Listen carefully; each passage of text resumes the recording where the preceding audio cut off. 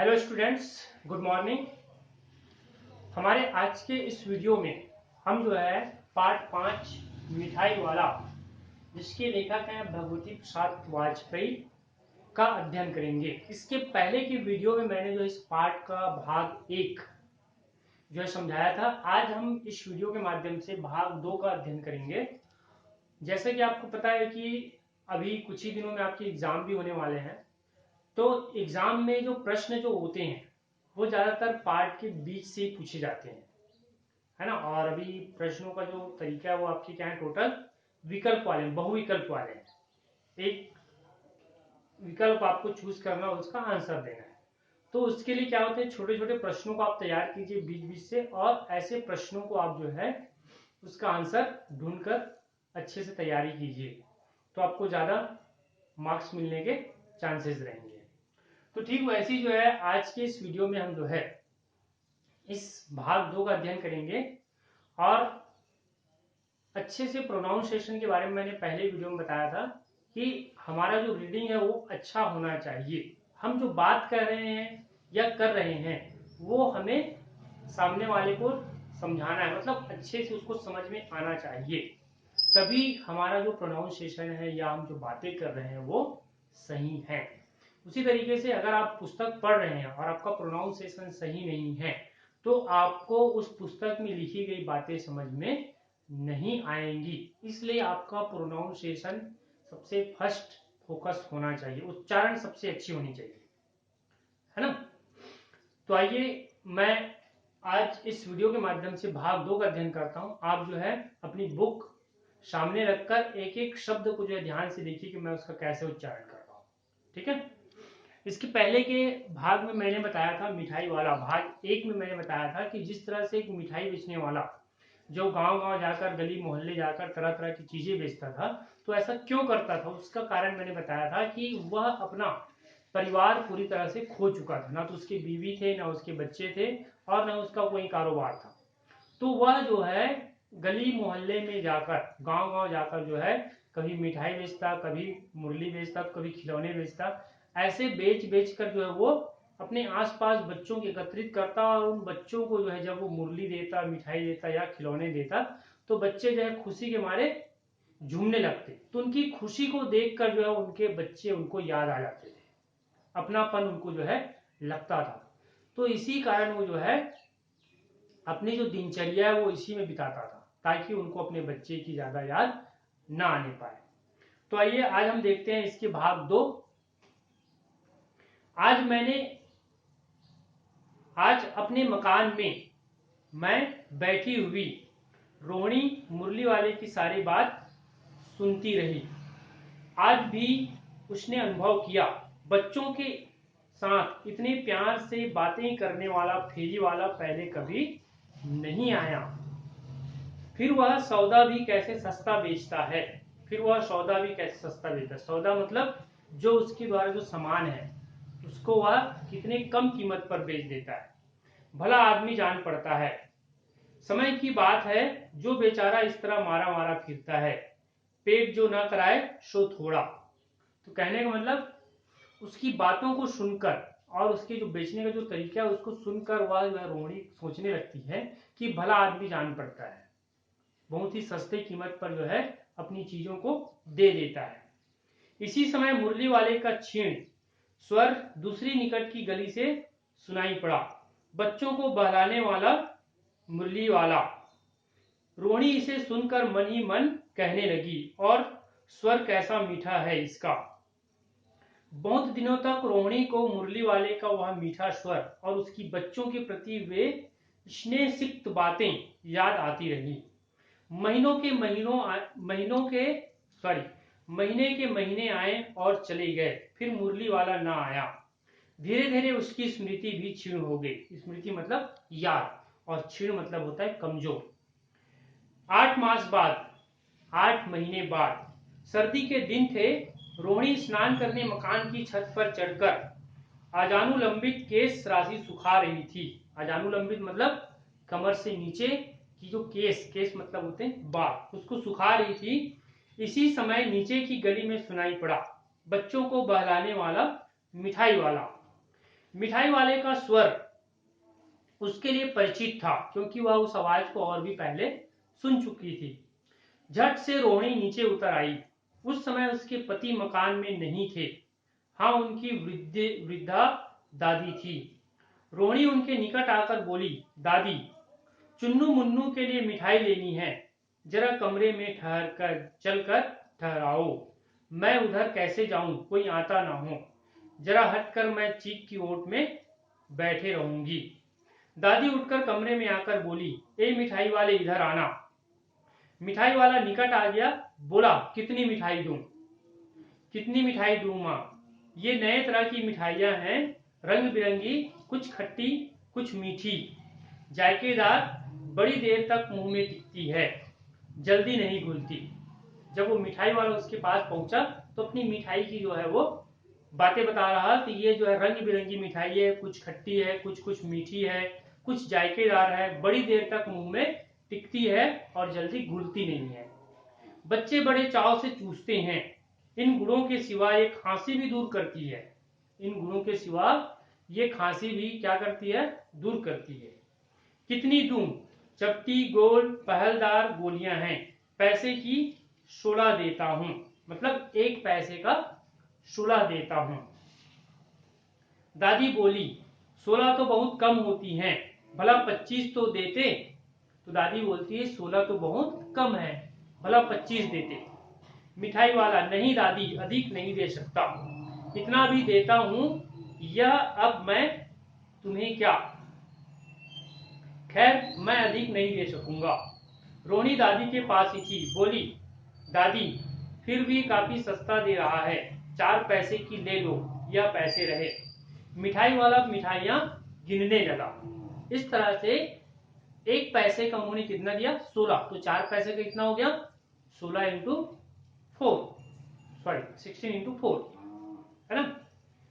दो तो 4 की दे दो। अच्छा 25 नहीं सही, 20 ही दो। अरे हाँ, मैं बूढ़ी हुई, मोल भाव मुझे ज्यादा करना आता भी नहीं।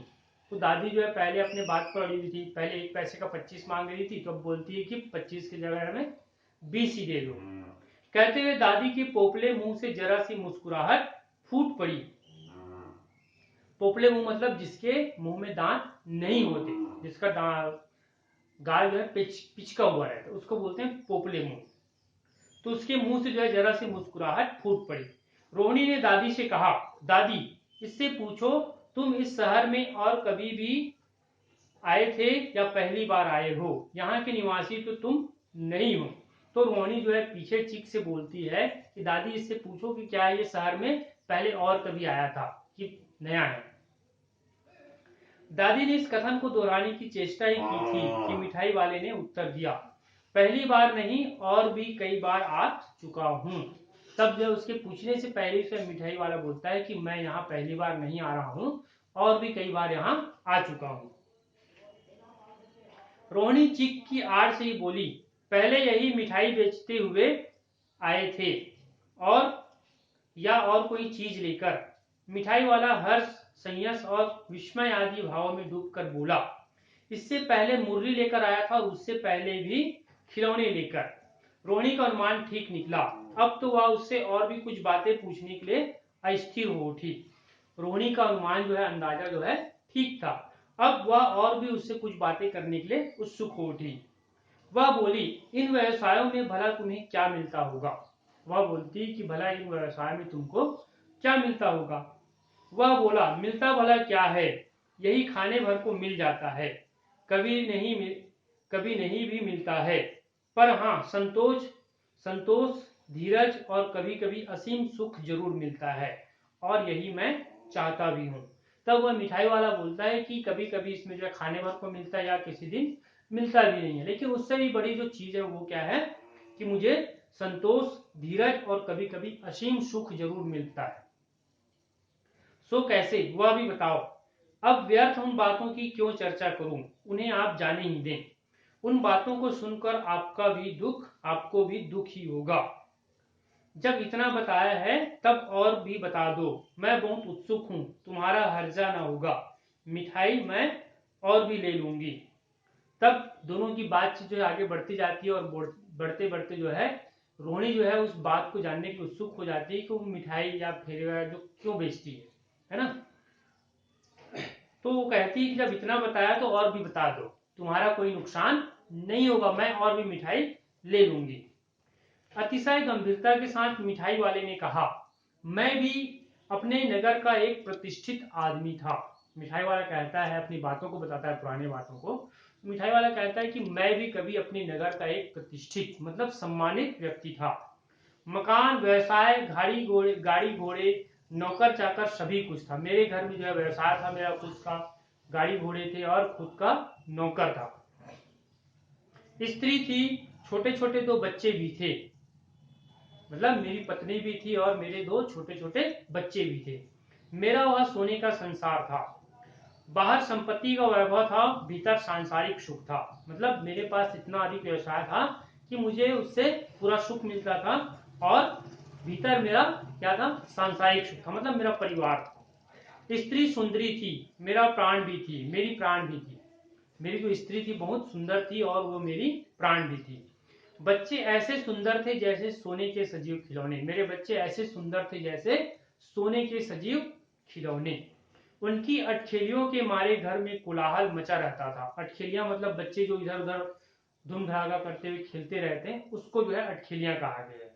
तो उनकी कोलाहल से घर में जो है मचा रहता था। समय की गति, विधाता की लीला, अब कोई नहीं है। समय की गति और विधाता की लीला के सामने मैं नतमस्तक हूं। आज मेरा परिवार क्या हो गया है, बिखर गया। मतलब मेरे परिवार में ना तो मेरी स्त्री है, ना ही दोनों बच्चे हैं। दादी प्राण निकाले नहीं निकले, इसलिए अपने उन बच्चों की खोज में निकला हूं। इसलिए मैं अब उन बच्चों की खोज में निकला हूं। वे सब अंत में होंगे तो यहीं कहीं, आखिर कहीं ना जन्मे ही होंगे, आखिर कहीं ना कहीं वे फिर से जन्म लिए ही होंगे। मतलब उन बच्चों में, छोटे छोटे बच्चों में वो जो है अपने बच्चों को निहारता था, देखता था। इस तरह के जीवन में कभी कभी अपने उन बच्चों की एक झलक सी मिल जाती है। ऐसा जान पड़ता है जैसे वे इन्हीं में उछल उछल कर हंस खेल रहे हैं। पैसों की कमी थोड़ी ही है, आपकी दया से पैसे तो काफी हैं, जो नहीं है इस तरह उसी को पा जाता हूं। मतलब उनका जो व्यवसाय था, उस व्यवसाय से उनके पास ढेर सारी संपत्ति थी, फिर भी वह जो है गली गली में, गांव गांव में जाकर वे ऐसी चीजों को बेचता था।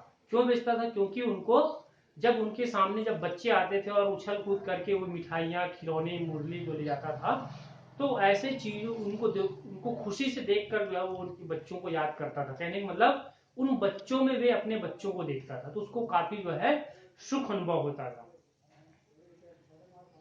रोहिणी ने अब मिठाई वाले की ओर देखा, उसकी आंखें आंसुओं से तर है। रोहिणी अब जो है मिठाई वाले की ओर देखता है, तो देखती है तो लगता है कि उसकी आंखों से जो है आंसू जो है बह रहे हैं। इसी समय चुन्नू मुन्नू आ गए, रोहिणी से लिपट कर उसका आंचल पकड़कर बोले, अम्मा मिठाई मुझसे लो।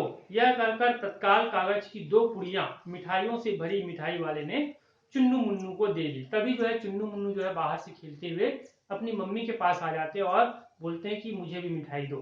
तब मिठाई वाला जो है दो कागज की पुड़ियां बनाकर उनको मिठाई देता है। रोहिणी ने भीतर से पैसे फेंक दिए।